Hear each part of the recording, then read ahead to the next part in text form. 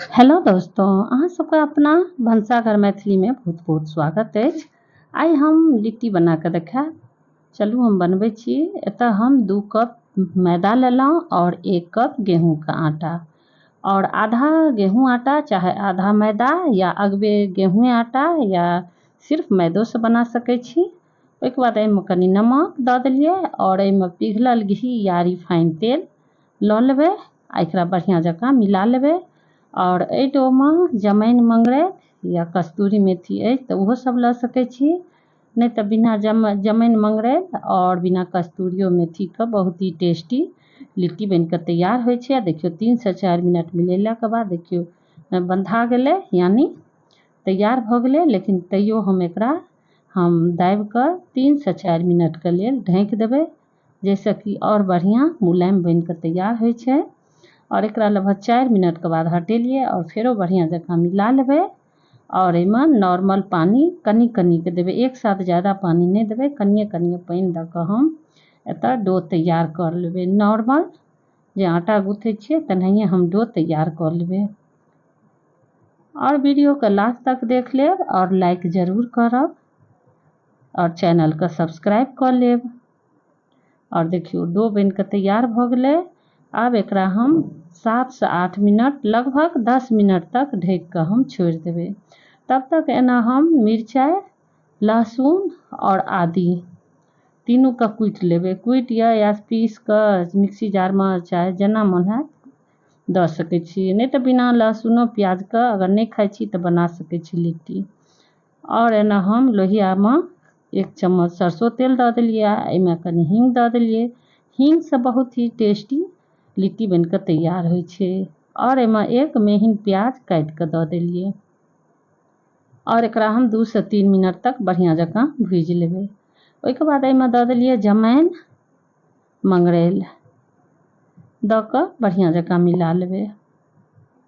अगर एहिमे हैत तऽ धनियो पत्ता अगर अछि तऽ मिला सकै छी, दऽ सकै छी, चाहे ऊपरोसँ। एहिमे जे कुटने रहियै अदरक, लहसुन और हरी मिर्ची ओकर हम कुटलाहा दऽ देलियै। और ई 100 ग्राम तक सत्तू छियै, एकरा हम दऽ कऽ मिला लेबै। और सत्तू देमे भूजि कऽ जे तैयार करबै तऽ एहिमे बहुत ही सौंधी सौंधी खुशबू अबै छै और भुजनेसँ बहुत ही टेस्टी बनिकऽ लिट्टी तैयार होइ छै। एहिमे ज़्यादा चीजके सामग्रीके ज़रूरत नहि पड़ै छै, बस बहुत ही सिंपल अदरक लहसुन जे देलियै ओतबे चीज दऽ कऽ मिला कऽ बना कऽ एकर नहि देखने छियै तऽ देखियौ बहुत ही टेस्टी बनै छै। और नमक दऽ देलियै और नमक आँटोमे पड़ल छै, ओहि अनुसार हम ई सत्तूमे नमक दऽ देलियै और गैसके ऑफ कऽ देलियै।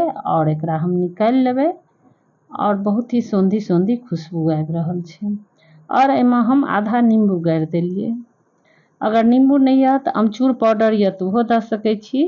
अगर नहि तऽ एहिमे अचारके मसाला जेना मिरचाइ अचारके मसाला, आमके अचारके मसालो दऽ सकै छी, लेकिन एहिमे कोइ खटाइके ज़रूरत नहि पड़ै छै। किएक तऽ एतऽ हम सत्तूके बढ़िआँ जकाँ भूजि देलियै तऽ और सौंधी सौंधी खुशबू और टेस्ट बढ़ि जाइ छै। और देखियौ एना लगभग 10 मिनट भऽ गेलै।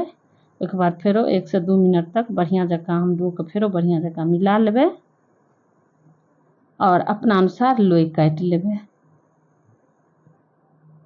और अगर सफ़रमे जा रहल छी तब ओहि लिट्टी बना कऽ लऽ जा सकै छी। अगर गर्मीके मौसम छै तऽ अगर लिट्टी बनबै छी तऽ सत्तूमे बिना लहसुन प्याजके बनाएब, किएक तऽ लहसुन प्याज देलेसँ अगर ज़्यादा देर रहै छै तऽ महकि जाइ छै।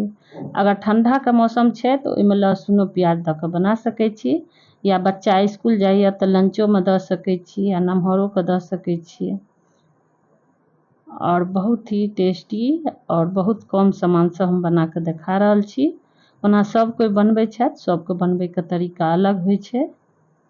और एतऽ बहुत ही कम सामानसँ बनबै छी। एहिमे धनिया पत्ता अगर अछि घरमे तऽ काटि कऽ महीन महीन दऽ देबै सत्तूमे।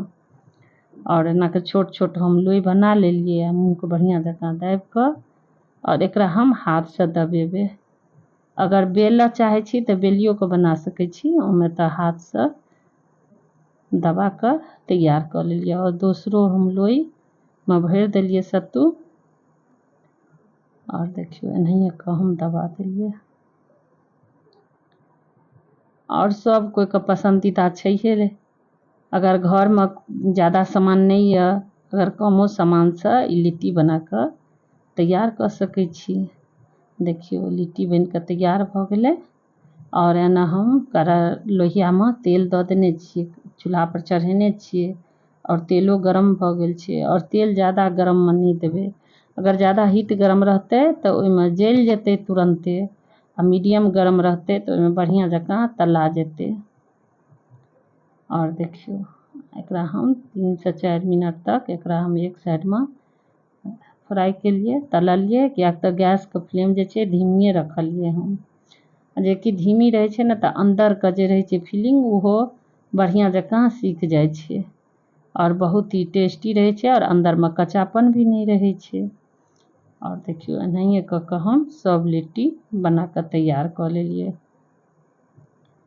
और दोस्तों लाइक शेयर कमेंट जरूर करब और चैनल के सब्सक्राइब कऽ लेब। एना हम 3 से 4 मिरचाई के धो लेने छलिए, मिरचाई भींगल छलै, ओहि दुआरे हम टिश्यू पेपर या सूती कपड़ा में पोछि लेबै और एकरा हम छेद कऽ देबै। मतलब छेद करने से ई होइ छै मिरचाई उड़ै नहीं छै आ बढ़िया जकाँ मिरचाई फ्राई भऽ जाइ छै। आ एहिमे अगर इच्छा होइए तऽ घुघनियो बना कऽ खा सकै छी, जेना मोन तेना। किएक तऽ लिट्टियो के चाट बनै छै आ बहुत ही देखियो टेस्टी खास्ता बन कऽ तैयार। हमे तऽ बहुत ही मुलायम बना कऽ देखेलिए। और दोस्तों फेरो मिलब अगला वीडियो में। थैंक यू, धन्यवाद।